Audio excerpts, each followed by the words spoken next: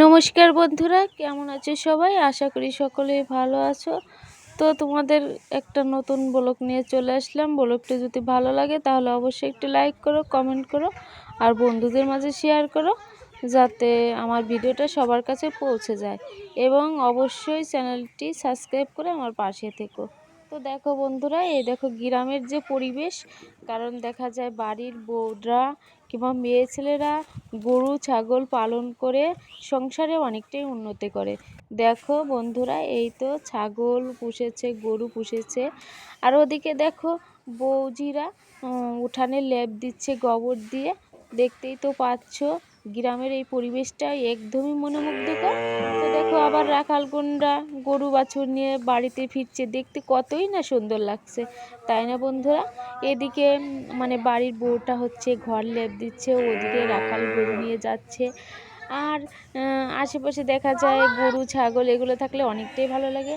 আর অন্য উঠানে দেখো বন্ধুরা, ফসল চলে এসেছে, ভুট্টা ফসল, ওসব নিয়ে বাড়ির মানে গায়ের বধূরা ব্যস্ত আছে ঘরে তোলার জন্য। কখন কি বৃষ্টি এসে যায় সেই জন্য ওগুলা ঘরে তুলবে। আর এদিকে ল্যাপ দিচ্ছে, ঘরটা ধুলাবালি হয়ে যাবে সেই জন্য ল্যাপ দিচ্ছে, এদিকে ফসল আসছে। তো যাই হোক, এইভাবে দেখা যায় গ্রামের পরিবেশটা অনেকটাই মনোমুগ্ধকর দেখে এবং একদমই মন জুড়িয়ে যায়।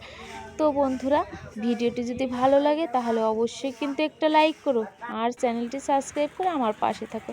এখন আমি গাভী দহন করতে চলে এসেছি, এখন আমি গাভীটা দহন করে নেব। এটা হচ্ছে দেশি গরু। এই গরুটা দহন করতে কিন্তু অনেকটাই কষ্ট হয়, কারণ কি ও অনেকটাই দুষ্টু, অনেকটাই লাফালাফি করে। তো দেখো আমি ভালো করে তেল মালিশ করে নিলাম, যাতে দেখা যায় কি বানটা টান দিলে ও ব্যথা না পায় আর দহন করতেও ইজি হয়। মানে তেল দিলে তো একটু পিছলা হয়, দেখা যায় বাটটা টান দিলে ফেটে যাওয়ার ভয় থাকে না।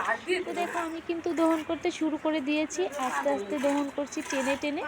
দেখো এই তো আমি টেনে টেনে দহন করছি। আজকে হচ্ছে বাছুরটা একটু পানায় নাই, তো সেই জন্য দুধটা বেরোচ্ছে কম, অনেকটাই আমার কষ্ট হচ্ছে, চানচুর করে অল্প অল্প করে বেরোচ্ছে। আর যদি ভালোভাবে পানায় তাহলে কিন্তু ভালোভাবেই মানে দুধটা আসে। তো দেখো আমি কিন্তু দহন করতে করতে আমার হাতটা মাঝে মধ্যে লেগে আসছে, কারণ দুধ বেরোচ্ছে না, তো অনেকটাই কষ্ট হচ্ছে। তো বন্ধুরা প্লিজ প্লিজ একটু সাবস্ক্রাইব করে আমার পাশে থেকো, কারণ তোমরা যদি একটু সাপোর্ট না করো তাহলে তো আর আমি এগোতে পারবো না। আমি অনেক আশা নিয়ে, তোমাদের ভরসা নিয়ে এই চ্যানেলটা খুলেছি। বন্ধুরা কিভাবে বান থেকে সরাসরি কাঁচা দুধ খায়, আর কাঁচা দুধ খাওয়াটা কিন্তু অনেকটাই উপকারী। তো দেখো কিভাবে আমি খাই।